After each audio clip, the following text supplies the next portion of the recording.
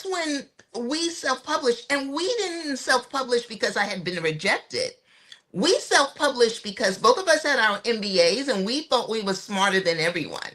And my husband, who thought everything was going to turn to gold, he was the one who said, let's self-publish, let's do this. So we were doing it before ebooks, before social media. Amazon was brand new and it was just books when it came I out. remember that. I Yeah, remember it was just books when it first came out. You could not buy a refrigerator or a car on Amazon at that point.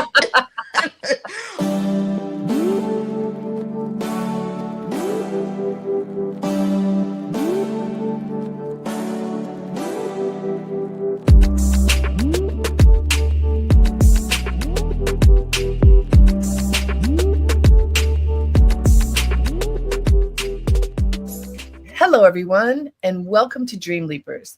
I'm your host, Harriette Cole. As always, I'm thrilled to be with you today. I have a very special guest. You know, I always have somebody just right for the moment, and today is no exception. Our guest is a woman that I met a few weeks ago, and she's not just a best-selling author. She is a literary force with more than 30 novels to her name, and I checked with her, it's 36 plus. Victoria Christopher Murray has masterfully woven together faith, family, love, betrayal, and redemption into stories that speak to the soul. Her characters are complex and her plots are gripping. Her pen has powerfully shaped the landscape of modern fiction and inspired generations of readers around the world. Victoria, she's a trailblazer. She was writing faith-based fiction before it was widely recognized as that, and her work helped define the genre. Her critically acclaimed novel, The Personal Librarian, became an instant New York Times bestseller, and so did The First Ladies, both books co-authored with Marie Benedict. Both of these books highlight the stories of impactful women, Eleanor Roosevelt, Mary McLeod Bethune, and Bella DaCosta Green, a J.P. Morgan librarian forced to conceal her identity as a Black woman in order to maintain her career. You may have heard about her. Victoria's commitment to storytelling goes far beyond the page. Through her work, she continues to challenge norms, uplift women, and explore the very heart of identity and purpose.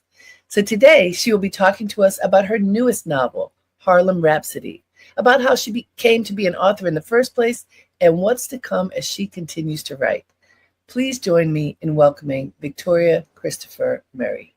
Hi there. How are you? Oh, so good. It is so good to be together again. I know. I need to take you on the road with me. It was such a great conversation. I didn't want it to end. Oh, thank you. And what we're talking about, we were part of the first, and I think first annual literacy event at the center, which is a childcare center in Bridgehampton, New York, which is out in the Hamptons. And it's wonderful building that was recently remade. It was an old farmhouse and it was renovated. And many children come there to have just after school support in lots of different ways. But this was a literacy event promoting literacy, and Victoria and I got to sit down and talk about her book and her career, and it was a lot of fun. It was a lot of fun. It was a lot of fun, and especially to be there, like you said, the center that motivates, gives children motivation and encouragement. It was a wonderful place. Yes. And so, Victoria, you know, I'm an author. I think Yes. I used to think I've written a lot of books. I've written 7 books, working on my 8th, and you have 36 and counting. Wow, wow, wow, wow, wow. Well, you know, it's interesting. I've been writing for 28 years full time, and that's all I've done. You've done right. a couple of other things. You do some other stuff, some other important stuff. So I've been able to focus for 28 years, and that's how I got so many books. That's so exciting.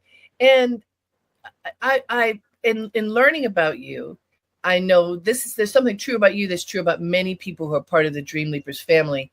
You didn't start out as an author. This was not like you didn't grow up thinking I'm going to be an author and this is what I'm going to do forever. You had a very different career. So can you talk to us about that journey from, I'd love to hear what you were dreaming about when you were little, But then, there, and I know writing was a bit a part of it, but then you went off into the world of Other finance, right? stuff, yeah.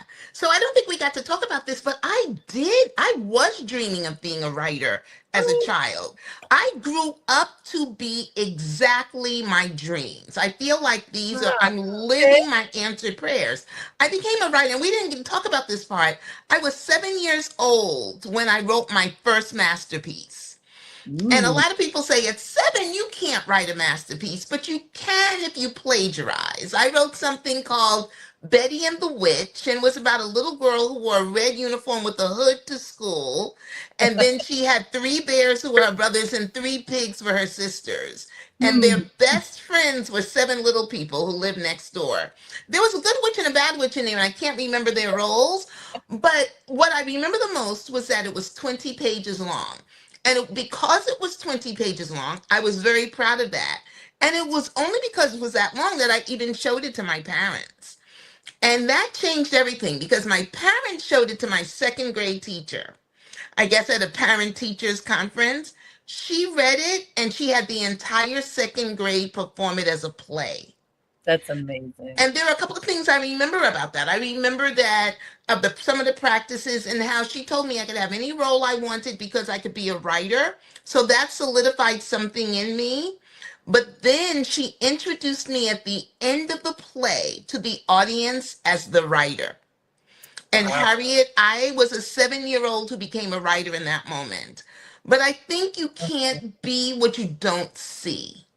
I was growing up in the 60s and the 70s, and I didn't see Black authors. Mm, I was already in high school when I began to read Black authors, and I was one of those voracious readers. I read everything.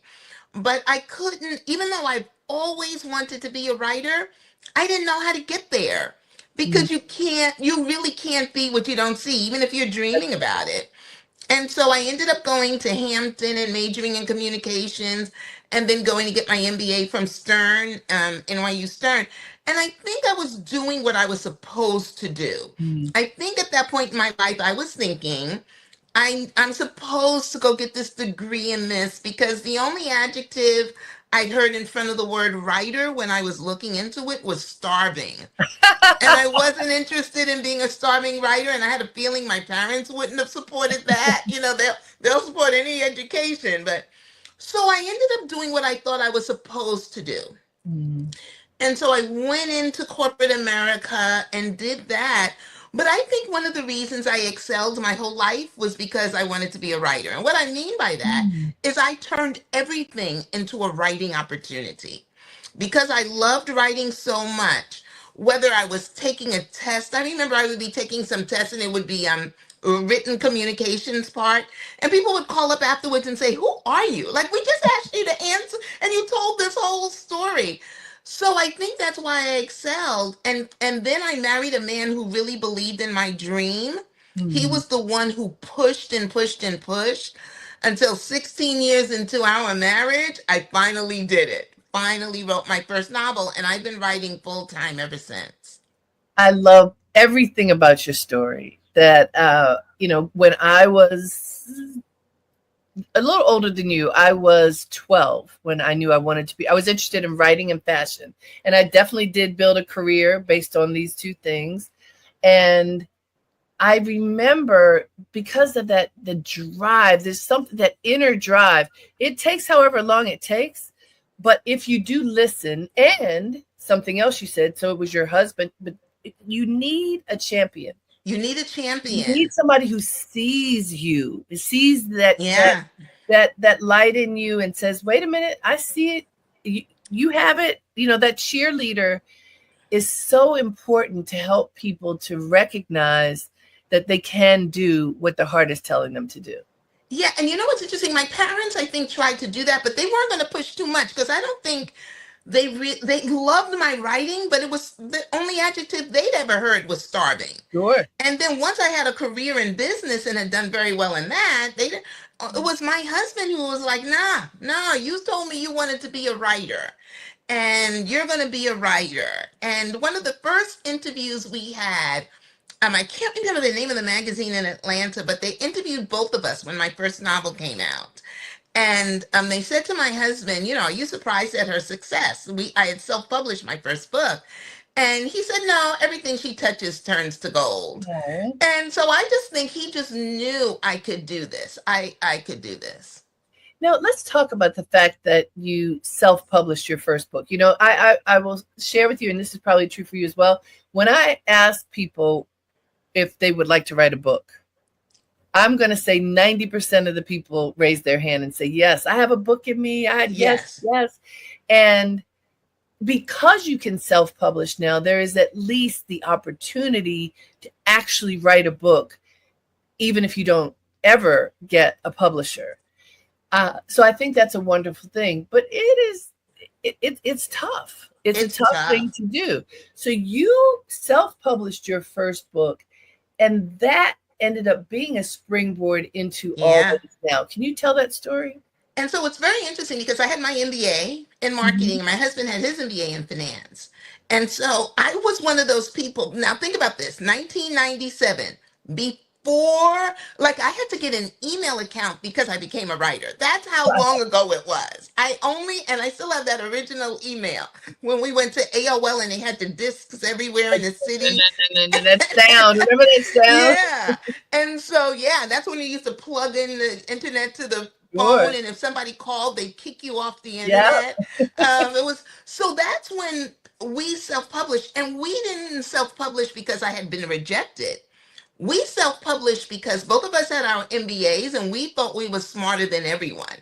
And my husband, who thought everything was going to turn to gold, he was the one who said, let's self-publish, let's do this. So we were doing it before ebooks, before social media. Amazon was brand new, and it was just books when it came out. I remember that. It was just books when it first came out. You could not buy a refrigerator or a car on Amazon at that point.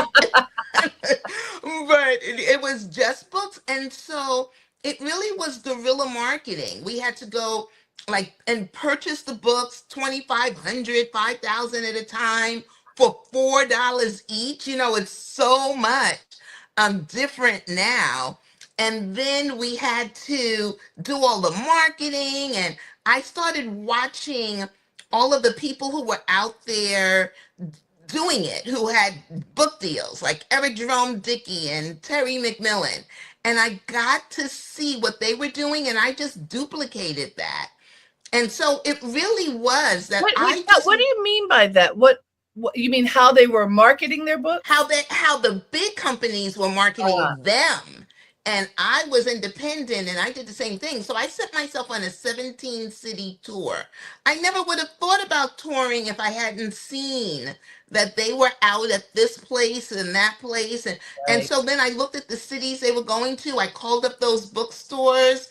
I paid to go there. They took the books. They bought the books ahead of time. We always sold out. So I just duplicated success. Good for you. I just duplicated success. But Harriette, it was like 2 days after we self-published that my husband and I realized we weren't smarter than anybody, because that 4-letter word self is the biggest 4-letter word in the English language, because you have to do everything yourself, every single thing yourself. And so while I was still promoting my first novel, Temptation, while I was writing my second novel, Joy, I went into the market looking for an agent. And then that's a whole nother part of this. So everybody who's listening, this is the process that Victoria is talking about. And I love the fact that you used your MBA smarts to figure it out. I think, there are no mistakes in here, but you learn so much. Oh my gosh. By doing it yourself. And then you come to realize that there is some value in, you do have to trade some of the earnings, at least in the beginning, but then you have this machine behind you. And the machine usually requires the gatekeeper, who is the agent. Yeah. Finding an agent is a whole nother experience. So how did you do that? Was it by referral? How did you find the agent for you? So again, and think about this, this was 1997. So there really was just a small tribe of us out there writing, whether we were self-published or whether we had a major publisher behind us, I think we all knew each other. Like it was that small a community. And so it wasn't by referral, but what I did was one of my best friends, a writer as well, Lolita Files, and I went into the bookstore and we looked for books in the fiction section written by Black authors that we thought were like mine. And we Okay. read the acknowledgement section. And Smart. everybody thanks God, their mother, and their agent. That's And true. isn't that true? And so we wrote down the names of all the agents. I still recommend this. And I'll tell you why I still recommend it. Wrote down all the names, then we cross-referenced it with something called the Guide to Literary Agents that I think they still Okay. have by the Writers Market. Now you can get it online, but there was no online anything No. at that point. And so then I cross-referenced the agents with the titles, and I chose who I thought were the top four agents at the time. And it's so funny because one was Marie Brown, who was still an agent. And every time we are on stage together, I always tell people, when we're speaking, that she rejected me. She was one of the first reject. He rejected me too. Okay, and so it's so funny because now if she gets up to speak, she says, Victoria's going to tell you that I rejected her. And so she rejected me with a very nice letter. So, and it's wonderful that we're friends now. I never heard from Faith Childs, but I heard from Denise Stinson and Victoria Sanders. And Victoria Sanders is still doing it. And though then I chose between those two. And I still recommend that. And let me tell you why. Because a lot of people get rejection letters and they're taking it personally. Yes. 75% of those rejections have to do with you sending it to the wrong agent. Mm. Every Gotta be agent, the right fit. and every agent doesn't represent every genre. That's true. So, Let me jump in and let folks know this is Dreamleapers with Harriette Cole. We are all in with Victoria Christopher Murray. She is the author of 36 books, novels, and counting. Her most recent one is Harlem Rhapsody, and she is here with us on Dreamleapers, and we could not be happier. All right, so this process, I like it because it's analytical. You're yeah. not, oh, I wonder. I think you're right. You have to pick, relationships are important, and you have to pick somebody who is in your lane. Yes, in your lane, because people just see an agent's name and they send their Christian fiction book to a romance editor. Mm-hmm. And then they get just a regular letter and then they're upset. But she doesn't represent that. Or they'll send their historical fiction to a Christian fiction agent.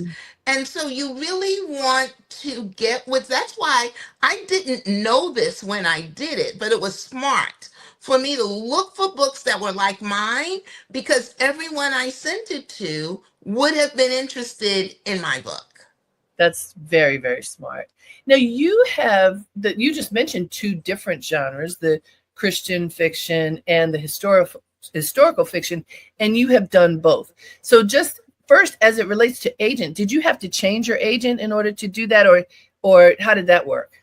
Yeah, no, I did not. I've only had 3 agents in my career. Denise Stinson was the first one, and she got out of the business, and I ended up with Elaine Coster, who was one of the top in New York. She used to be the editor of Dutton, I believe. And then she passed away, and one of her proteges took over my career, Liza Dawson. So for 28 years, that's all I've had. I'm just so proud of that. And with each one of them, I was with them for extended periods of time. That's good. So And because they know you, they got to know me. Yeah, and also at a certain level in the industry, they've got a lot of relationships. So that's really great. So Temptation was your first novel. Yes. And then you have, so for folks who don't know, there's a series that you did that turned into Lifetime movies too. Yes. Yes. Some while later. So you've got these little spicy subjects. How do you come up with the themes and the topics for your books? So what's going to be so interesting for me to say, and people are going to be so surprised to hear this, until I started writing historical fiction in 2020, I never wrote to a genre. When I wrote Temptation, I had no idea that it was Christian fiction. I'd never heard of Christian fiction, but there was a Right. reason, because there had never been a Black author writing Christian fiction. Ah. So I wrote a book that happened to fall into a genre. And then I became known as the godmother or the grandmother or the mother of Black Christian fiction. And so I wasn't writing to a genre. So when I wrote my second and third book, people who were Christian fiction writers got a little annoyed with me because I was moving, and it wasn't that I was moving away. I have always, Harriet, just written what was in my heart. And people often ask, where am I getting the inspiration and everything from? I believe with everything in me that this is a gift from God. Mm-hmm. Because how do you wake up at 7 knowing exactly what you're going to be and then living that? It has to be directed. And I don't think God would give you an incomplete gift. If he's going to give you a gift, he's going to give you everything you need, from the inspiration to the discipline to the ideas. I don't run out of ideas. I'm afraid I might run out of time before I run out of ideas. Sure. It's all complete. How do you decide what to focus on? Because you've told us that you are a full-time writer. Yes. And still, a book is a commitment. And so Yeah. when you make that commitment, okay, I'm going to write about this subject, this story, how do you get to that place? So usually with my agent and editor, even no matter what genre or what books I was writing, I don't have to write a whole book. Since my second book, I haven't had to write the whole book. I usually just have to write a paragraph or two. And especially in later years, they would ask for maybe 2 or 3 ideas. And Mm. I give them the 2 or 3 that I could live with. And then based on what my agent knows, based on what my editor knows, we talk about it. They don't just choose. We talk about it and then move forward that way. So for example, with Harlem Rhapsody, what I wanted to write about was a 1960s story of the women of the March on Washington, Mm. because the March on Washington would never have happened without the women. And What would have happened without women? Is a good thing. and I so don't know. that was the story I wanted to write, but I could have lived. I said to myself, "Oh, I'll live with Jessie Redmond Fawcett if I have to in the Harlem Renaissance. That's a good thing too." And it was my editor who called me up and says, "Victoria, it has to be Jessie." And she said, coming off the personal librarian and the kinds of, this woman is you. And so it was easy to say, okay, and get into her life. And my agent, my editor was right. So tell us who Jessie is. Jessie Redmond Fawcett, I say, is a woman of first. She was the first young Black woman to graduate from the Philadelphia High School for Girls. She was the first Black woman to graduate from Cornell University, the first Black woman to graduate Phi Beta Kappa. Then she became the first person to become the literary editor of the Crisis magazine. She was the first woman, Black person ever to write a novel about the Black middle class. And then she was the first one to discover just about every single Harlem Renaissance writer that you know.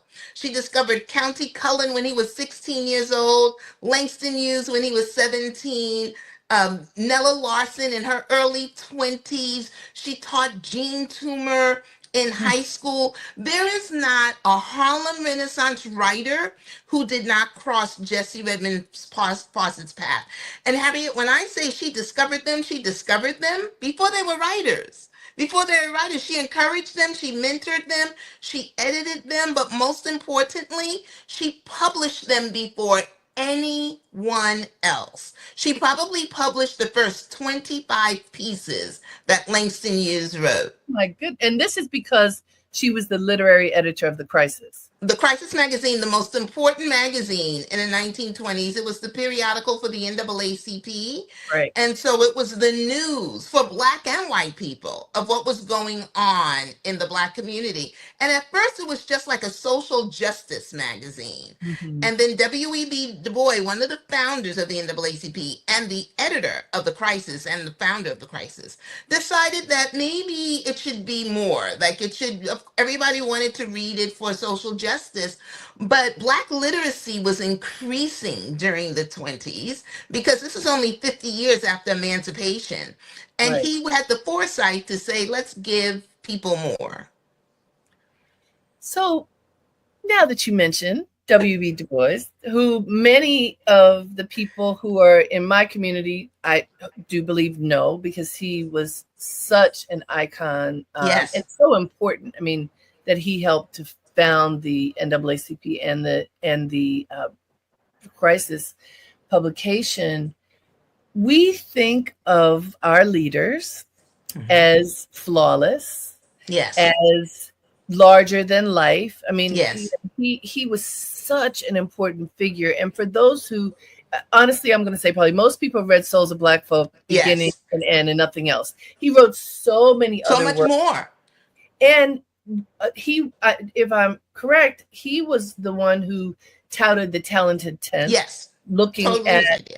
saying that that there was this group of Black people who really needed to be responsible for lifting up the whole race, and he called Yes. that the talented 10th. Later, he expanded. He didn't want it to be Yes. as elitist and narrow as that. So if you Yes. follow his work, you see the evolution of Yes. thinking in spirit and Pan-Africanism that ultimately ended Yes. up being part of his thinking, although many people aren't aware of this. Well, in your book, Harlem I have Rhapsody, in my book, I have all that plus. oh, you have all of that.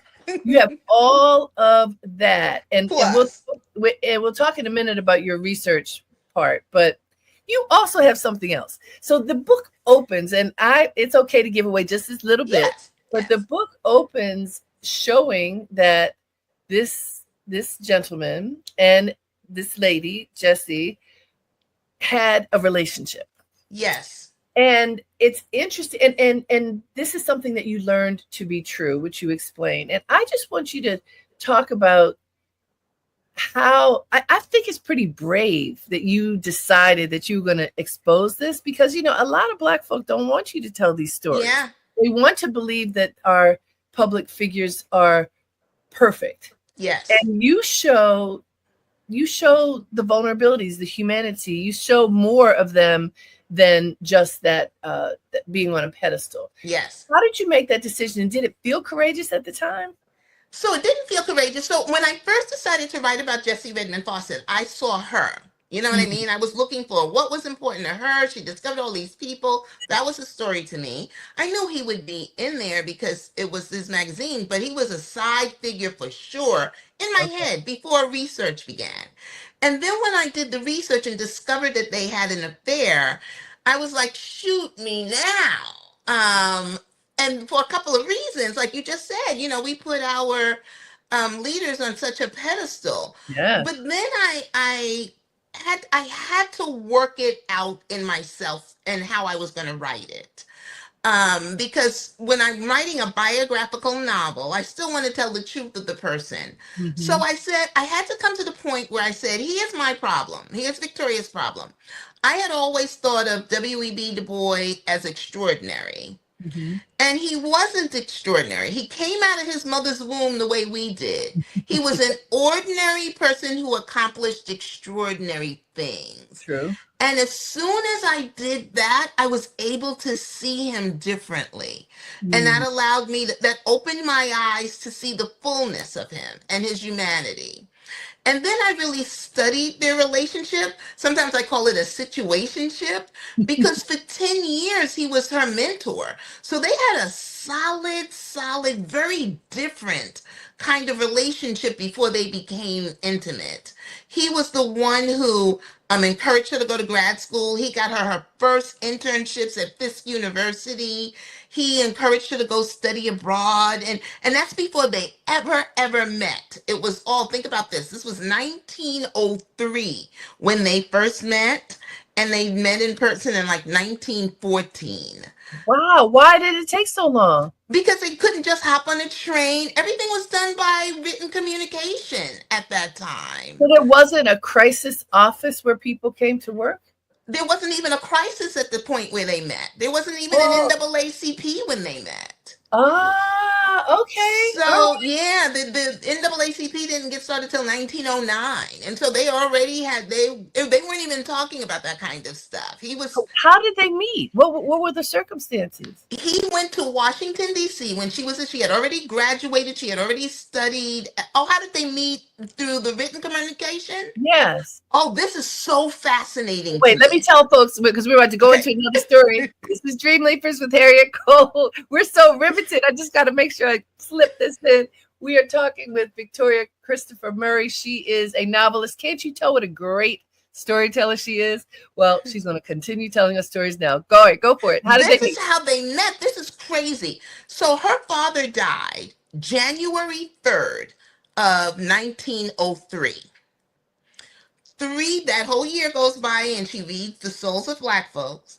3 days before the end of that year, when her father, her dear father, who had been her mentor and everything, 3 days before the end of that year, she writes to W.E.B. Du Bois, thanking him for the novel and asking him for advice on her career.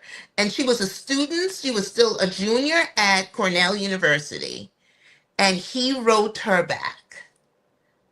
Wow. And so it was fascinating to me that 3 days at the beginning of the year, her father passed away. 3 days before the end of that same year, she reached out to him. And he became her mentor. And I'm not saying she was looking to replace her father. She Right. asked for advice, and that's what he did. And so this was 1903. There was no NAACP. There was, yeah. So isn't that And amazing? so then they basically began writing letters to each other. Writing letters to each other. And I think by the time the crisis came around, they may have had a phone call or two. But again, the telephone wasn't something that everybody could reach out to do.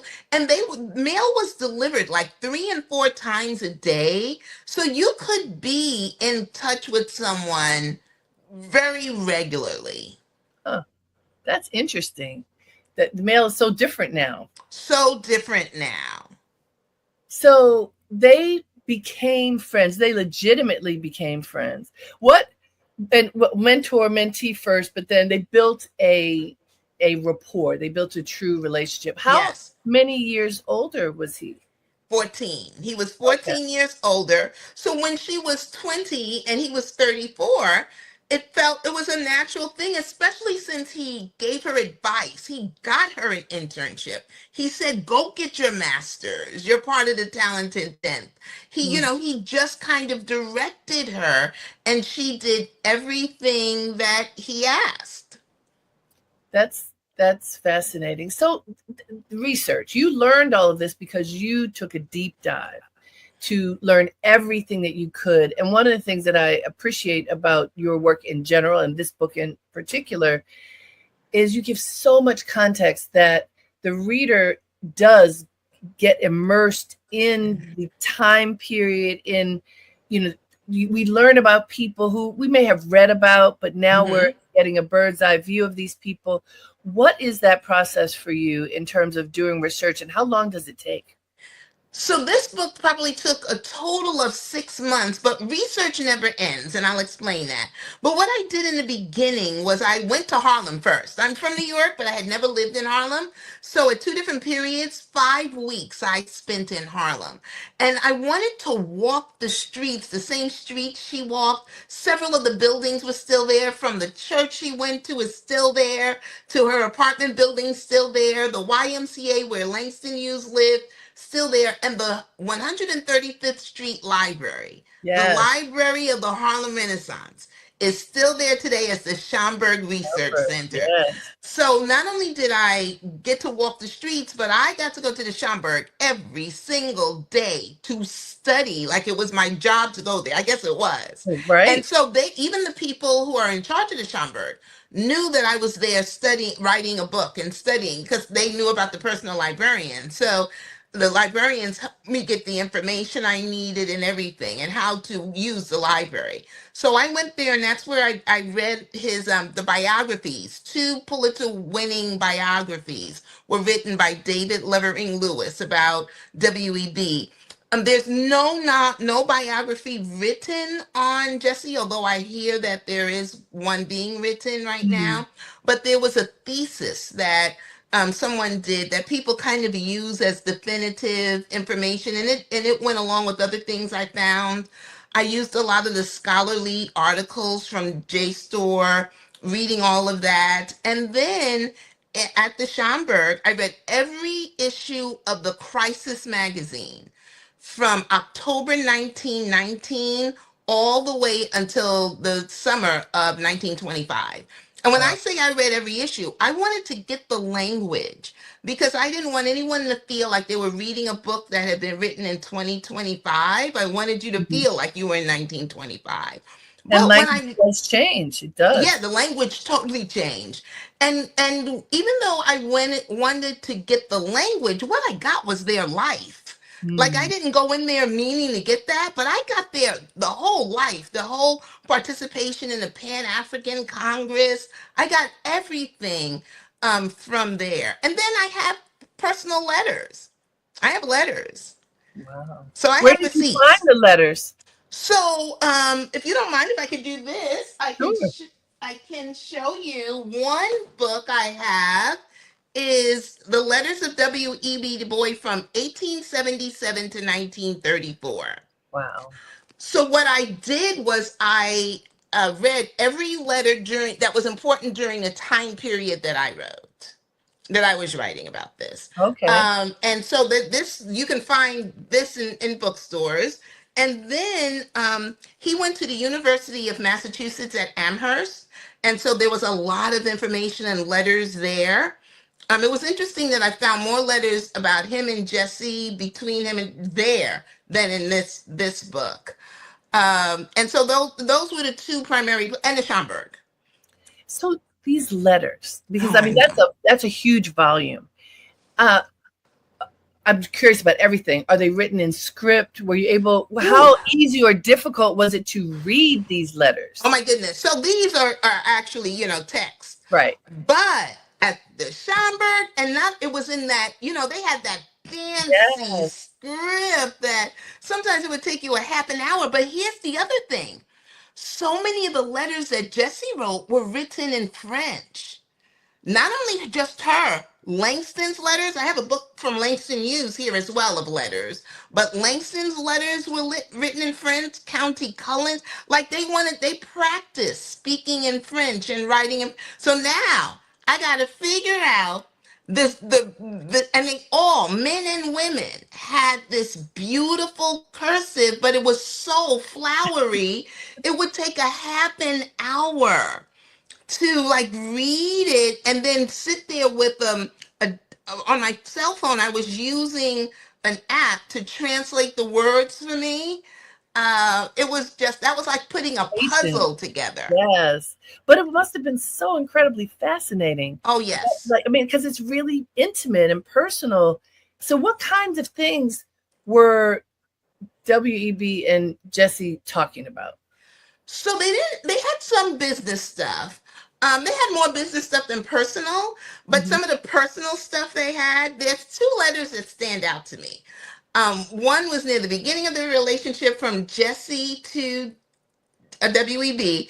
And then the one that really stands out about him was after my timeline. I mentioned it in author's notes, but the letter that stands out to me, they must have had a fight or something because Jesse wrote him and said, I'm going to title my book, There is Confusion, because if I could really tell people what goes on between the two of us. So they must have had, yeah, it was kind of a sister girl kind of letter that really stood out to me. The Now, letter, mhm, go okay, ahead. go ahead. I'll ask after. Okay, and then the letter from him that stands out the most to me, even though it was after the timeline, it really helped me to build their relationship. He wrote to her saying, I was driving home last night from the train station and I passed your apartment and the light was on and I so badly wanted to come in, Mhm. but I could not because now you're married. And it Ooh. was interesting because she had never wanted to get married. But when they broke up and when she left, she did end up getting married. And it was, the letter was written with such a longing, that I felt their relationship really was real. Also, how I found out about their relationship, where I first found out about it, was through his biography. And David Levering Lewis had done interviews on the record and off the record. And then he said that he called them star-crossed lovers. Mm. And the thing that's so interesting about star-crossed lovers is that that's very specific. It is. David knew what that meant. He didn't say they were just having an affair, they were lovers, they were close lovers. He said they were star-crossed lovers. The only time I had ever heard that was with Romeo and Juliet. Sure. And so that's very specific. And he also said they had a parallel marriage, that they were so close that they had a Mm. parallel marriage. So what I was going to ask is, who knew about this relationship? You know, how discreet was it? Uh, do we know whether his wife ever found out? You know, what do we What know? do we know? So we know that I believe his wife found out because also in the biography, David Lewis found out that she knew about, I don't know if he said most relationships or all relationships. But it would be very difficult to believe that she didn't, if she knew about some, that she wouldn't have known about Jesse. Because he had Some like the, meaning implying that there were more than Jesse. oh, in the biography, there's like a whole list of people. Now, I Okay. gave him some grace because when we think of affairs and we hear of a whole list of people, we're thinking on Monday he was with this person, on Tuesday. Remember, we're talking about the 1920s. So Yes. he had a long term, like a 30-year affair with a woman in Chicago. How often do you think he saw her? Maybe once a year? Right. A long-term affair with a woman in London. How often do you think he saw her? Once every 5 years? Right. Or the relationships he was rumored to have in Africa, in different countries in Africa. So it wasn't an affair where he saw people constantly and they went on vacations together. It wasn't that kind of a thing. The only person he saw every day was Jesse Redmond Fawcett. So it would be impossible to think that Nina, his wife, knew about the relationship of the lady in Chicago, but not of Jesse Redmond Fawcett. Not only did David Lewis say that she knew about the relationships, he said she often befriended the women. And Hmm. you know what was so interesting to me about that? Because when I read that, I was like, "Ooh, girl, you better than me." Right. And you know what? I look at women like her and Coretta Scott King. And I read recently that the FBI had gone to Coretta Scott King and had said, your husband's having an affair. They were trying to start mess. Your Right. husband's out here with Sure. all these women. And she said, "Oh, I know. But I don't care because he's out there saving the world." And I said to myself, you know what? It is a good thing that God created me to be here at that time and not one of their wives, because I would have messed up history. I would have been the woman that said, "You're going to keep your behind home because you don't know how to." And she said, one of the things that I realized about Nina Du Bois and Coretta Scott King was that they were these amazing women because they understood the cause was greater than them. The Mhm. cause was greater than any one person. The cause was greater than the moment. Coretta Scott King was right. He was saving the world. And so if he had been married to me or some of my friends, he would have been home. And we would have never known his name. There would have been never been no, because we would have kept him home. You know, having compassion, having trying to have an understanding of why people make the decisions they make, I think is a wonderful quality. Just in humanity, people do all Yeah, kinds of things, and it's not always for horrible reasons. And exactly. yeah, so it's I appreciate the compassion that you show him, and also just the way that you tell the story. It helps us to see the humanity in both of them. Well, I wanted to show, first of all, I thought I knew W.E.B. Du Bois. You know, I was 14 years old when I read The Souls of Black Folk. I Right, right. reread it. Man, it hits way differently now. I don't remember him talking about losing his son when I was 14 years old when I read that book. And that talk showed so much about him in that book. But because of my research, I got to know that this was a man who was not just, he was born with this desire to save Black people, Mhm. to fight for our equality. That was his North Star. Greater than marriage, greater than himself, greater than anything. So he would travel. When you think about it, Harriet, he couldn't fly to Africa in 20 hours. He had to No. get on a steamship Well, that right. took 3 weeks to get there. And here's the thing, Martin Luther King, who did the same thing, but only in this country, he had an entourage. Yes. He had people travel with him. W.E.B. Du Bois had no one. Mm, He made these trips alone. And I can't imagine the loneliness. sure. And then he lived to be 95 years old. I don't know how he survived, because he would go over to those countries and look those white governments in the face and say, "What are you white devils doing here? You're colonizers stealing. You're stealing resources from my people." And the thing is that when he got to Africa, he had a lot of white allies who were there with him Absolutely. helping. There were white allies who I think kept him alive. I'm sure Uh, of that. Yeah. because what he did over there and what he said, he fought for Black people around the world alone. I can't imagine the weight he felt. Yes. And you talked earlier about his evolution. I think all of that contributed to his evolution, Sure. because he was doing this when it was, at first, he started off when it was 50 years after emancipation. Just 50 years. When I was 14 years old, if you had said 50 years, it would have felt like 500 years. But Yes. then when now it got to be, it was 50 years. So he progressed Mhm. into what he believed, from the talented And Tim that to traveling all more. around the world, I'm sure, helped with that too.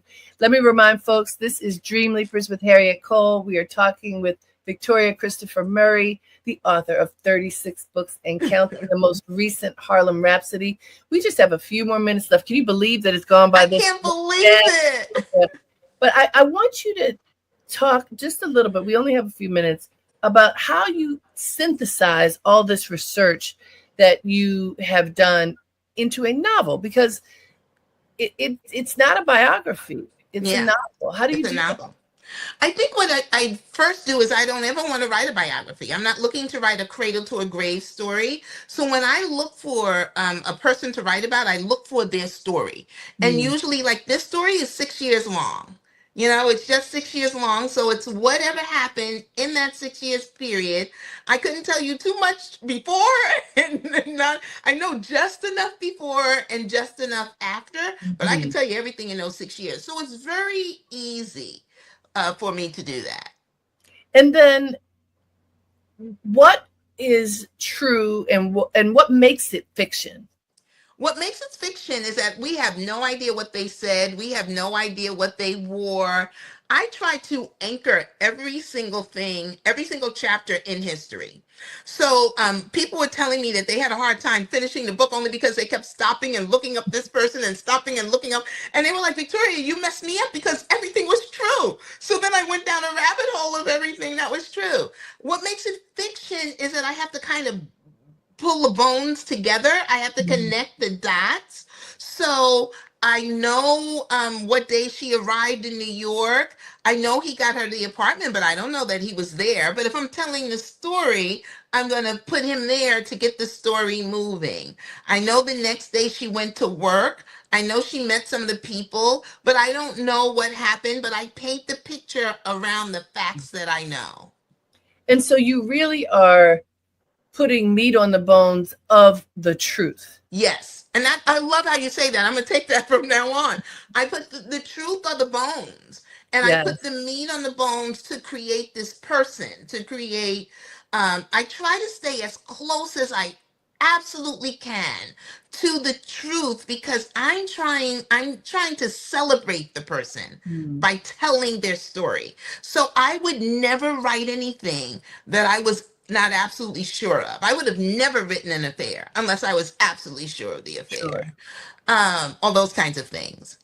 So now that you have the historical fiction bug, uh, is that That's is it. that taken over your That's taken writing? over. And you know what? I almost feel like I was born for a time such as this, because I was writing all these other books, like you said, that end up on Lifetime. But this is such an important period of time for me, It is. because while God brought me here for a time such as this, because Mm, while they're trying to bury my history, I mm, can use this gift that God gave me to excavate our history. And thank you. while they are banning one book, I'm going to write two books. This is Yes. a time where I could finally use my art as activism. I can do what W.E.B. Du Bois said in the book. And this is it for me, because historical fiction is my resistance. I Mm, know that a history that's untold is a history that's going to be erased. And so I am going to try to find every single Black woman I know and tell their story. They're going to try to bury it, and I'm going to excavate every single person I can. yes. I love it. Oh, see, art and activism That's all me. in your work. That is incredibly powerful. Congratulations. This is it. Thank you. The writing is just brilliant. I love how you take us into the experience, and truly do appreciate the research. It is clear that you've done a lot of research, and that you do feel comfortable, like trusting that you're not wasting your time. You take us into an experience and we believe that it's real. And so kudos to you for doing that. Congratulations. Thank you so much. And thank you for having me. See, I love talking to you. The I time goes know. so fast. To be continued. Take care. Thank you. And thank you to all of you for tuning in. I hope you enjoyed this conversation as much as I did. The book, Harlem Rhapsody. There are many books, but you can start with the new one and then go backwards. Until next time, have a great day and make it count.